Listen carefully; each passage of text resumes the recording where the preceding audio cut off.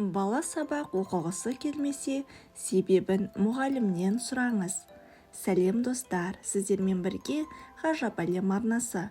Каналыма тіркеліп қоңырау белгісін басуды ұмытпаңыздар. Әне міне дегенше күз де басталды. Дәл осы уақыт бірінші сыныпқа барған балалар мен олардың ата-аналары үшін стресс айы десек те болар.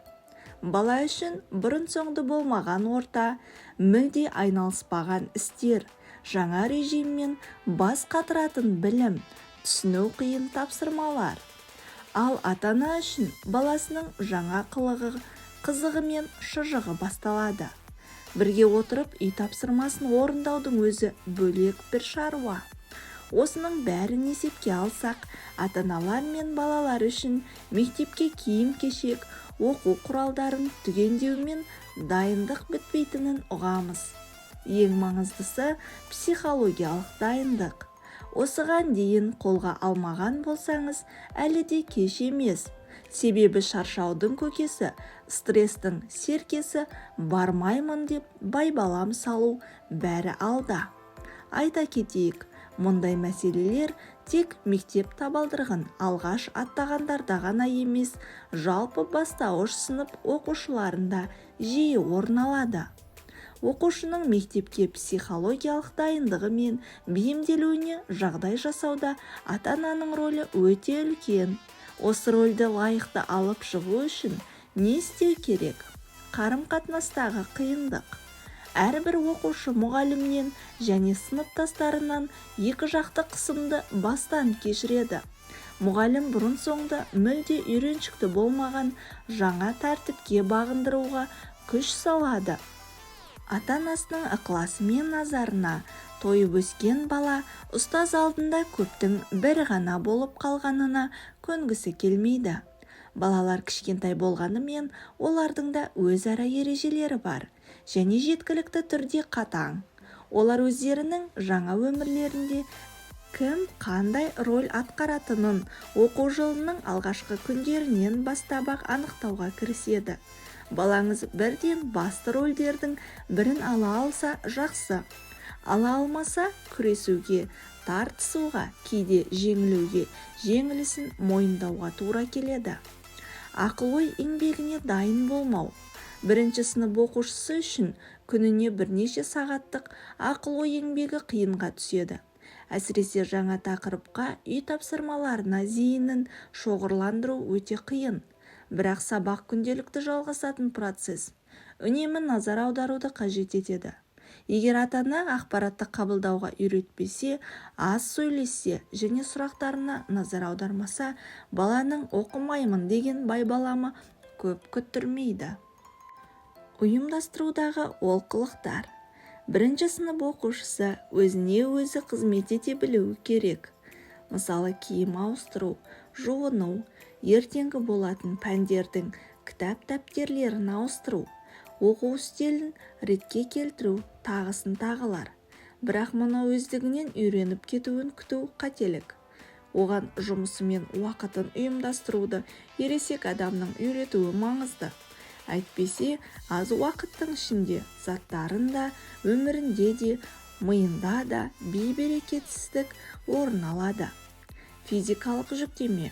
Бастауыш сынып баласының әлі буыны бекіп, бұғанасы қата қоймаған. Сондықтан 4-5 сабақ бойы тапжылмай, тік отыру, ұзақ уақыт қалам қарындаш ұстау, мектепке жаяу барып келу сияқты міндеттері оны шаршатады. Енжарлық, көру, есту қабілетінің төмендеуі, сөйлеуде қиындықтар пайда болуы, тағы сол секілді салдарлары пайда болады. Ата-анаға кеңес. Мектепке барарда, қайтарда, үйде, қыдырғанда баламен көп сөйлесіңіз. Әр күні кешкісін мектеп, сабақ сыныптастары жайлы сөз қозғаңыз. Бірақ апай ұрысты ма, ешкім тиіспеді ме дегендей сұрақтарды қоймаңыз. Әңгімені бүгін сабақта не үйрендің деген сауалдан бастаған дұрыс. Баланың өз қатарластарымен кез келген достығына қарсы болмаңыз. Керісінше қолдаңыз. Оның жалғыз болмауы өте маңызды. Және достары неғұрлым көбірек болса, соғұрлым жақсы.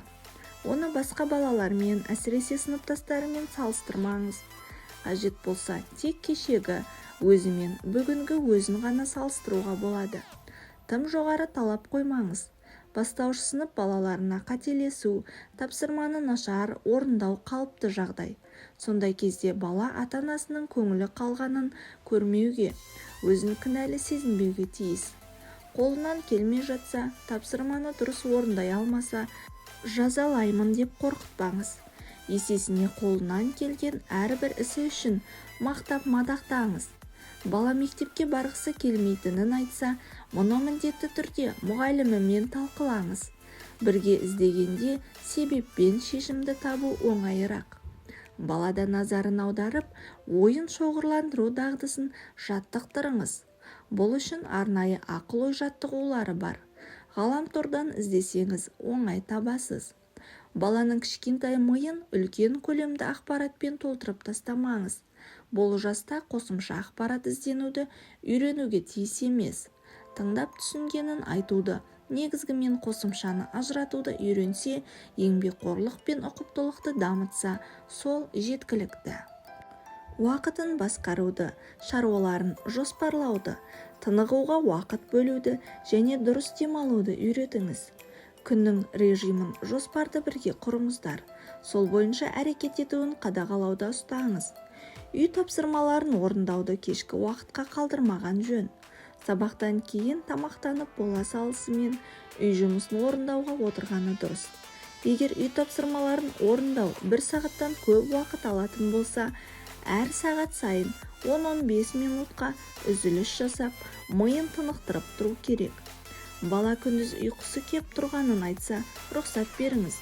Бұл оның миының қызып кеткенін білдіреді және оны қайта жүктеу керек. Балада болуы мүмкін қиындықтарды ескеріп, айтылған кеңестерді іске асырсаңыз, мектепке, сабаққа деген қызығушылығы төмендемейді.